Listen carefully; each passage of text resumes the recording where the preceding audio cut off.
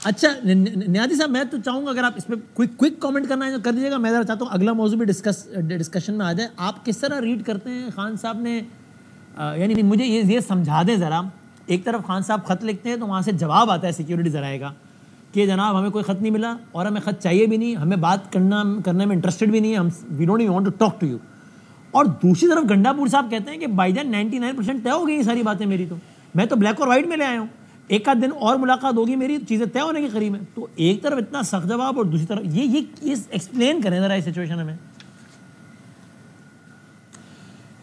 शुक्रिया बहुत बहुत वसीम। पहली तो बात यह है कि मत भूलें कि मौलाना मोहतरम और तहरीक इंसाफ की जो कॉन्स्टिट्यूंसी है वो एक दूसरे को कम्पीट कर रहे हैं। जब मौलाना कहते हैं कि 8 फरवरी का इलेक्शन रिग हुआ है तो ये नहीं कह रहे कि लाहौर में हुआ है, वो उनका ख्याल है कि ये बलूचिस्तान में और केपी में हुआ है। मौलाना तो असल में यही कह रहे हैं कि भाई मेरा मैंडेट चुरा के पीटीआई को दिया गया, दरअसल ये कह रहे हैं। तो इसलिए इससे तो इसमें बाकी चीज़ें सारी पनाह हैं, सारी जो है इसके अंदर ही जो है आप ये देखें कि बहुत कुछ है चुनाचे। लेकिन अपोजिशन के अंदर बहरहाल एक उनका इंटरेस्ट है सबका कि मौलाना इस वक्त जो उनका गुस्सा है और बिल्कुल सही गुस्सा है वो एस्टेब्लिशमेंट के ऊपर है, वो भिनाए हुए हैं। तहरीक इंसाफ का जो एस्टेब्लिशमेंट में गुस्सा है वो शायद थोड़ा सा एडजस्टेबल है, क्योंकि खान साहब जो है एस्टेब्लिशमेंट के साथ चलने के लिए जितने जतन उन्होंने किए पिछले 3 सालों के अंदर, और जितना एस्टेब्लिशमेंट के लिए उन्होंने एक आसानियाँ पैदा की हैं, चाहे उन्होंने पार्टी के ओहदे दिए हैं या उन्होंने जो हुकूमत के अपोजिशन लीडर, केपी के चीफ मिनिस्टर, पंजाब में अपोजिशन लीडर, तो कोई ऐसा नहीं दिया कि वो एस्टेब्लिशमेंट के साथ वजह नज़ा बन सके। ये खत भी ये उसी जतन में से एक है सारे, या ये खत एक सख्त पैगाम है आपकी नज़र में? देखिए मेरा ख्याल है कि ये वो सारे ये पैगाम, इसमें तो थोड़ा सा बाद में कमेंट करते हैं, क्योंकि खान साहब के अंदर थोड़ी सी जो है फ्रस्ट्रेशन जो है पहले भी देखी गई है, ख़ुसूसन जब उनके 3 दफ़ा डी चौक के ऊपर आए, फिर संगजानी रुक गए, फिर डी चौक तक आए और नाकाम गए, या अमीन गंडापुर साहब को बड़े छुपते छुपाते कई ज़िलों का सफ़र करते पेशावर पहुँचे थे। सही है। तो ये सारे अटेम्प्ट्स में हर दफ़ा उनके अंदर एक फ्रस्ट्रेशन थी, कभी पार्टी के ऊपर, कभी एस्टेब्लिशमेंट के ऊपर।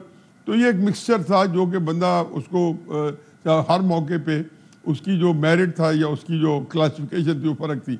लेकिन इसमें आगे थोड़ा आए कि अब आ जाए कि जो उन्होंने इसके साथ जो नई तगोदो कर रहे हैं, मेरा ख्याल है कि ये इसके अंदर बदी कहाँ तक कामयाब होगी, क्योंकि इससे ये सड़कों पर साथ आएंगे दोनों, या आपके ख्याल में ये नहीं हो सकता? ये बहुत मेरा ख्याल है कि सड़कों का तो जो ऑप्शन है, तहरीक इंसाफ तो अपना सारा एग्जॉस्ट कर चुकी है।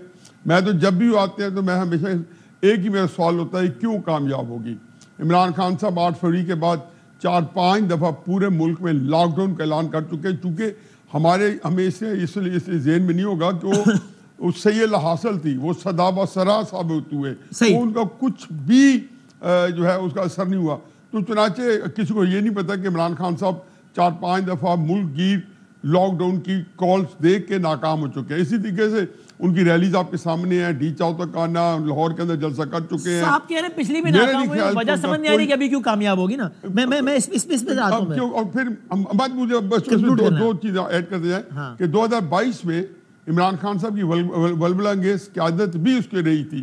तो मेरा ख्याल है कि ये जो इकट्ठी है, शायद वो प्रेशर दे के कुछ चीज़ें मनवाना चाहे।